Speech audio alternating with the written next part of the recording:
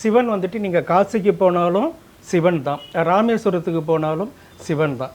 அப்போ இங்கே இருக்கிற இடத்துலையே நம்ம கும்பிட வேண்டியதுன்னா நாம் ஏன் அங்கெல்லாம் போகணும் அப்படின்னாக்கா, ஒவ்வொரு மண்ணுக்கு வந்துட்டு ஒரு மருத்துவ பயோசால்ட்டு இது வந்து வித்தியாசம் இருக்குது, கெமிக்கல் வித்தியாசம் இருக்குது.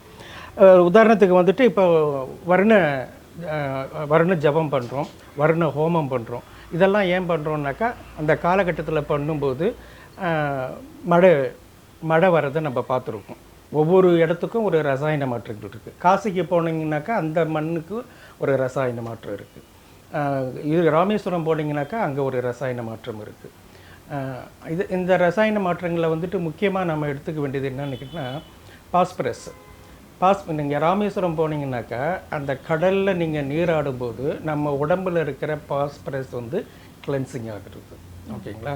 நீங்கள் முதல்ல போகும்போது ஒரு மெடிக்கல் செக்கப் பண்ணிவிட்டு நீங்கள் அந்த கடலில் குளிச்சுட்டு வந்துட்டு ஒரு மறுபடியும் செக் பண்ணி பார்த்தீங்கன்னாக்கா நிறைய வித்தியாசம் தெரியும் உங்களுக்கு.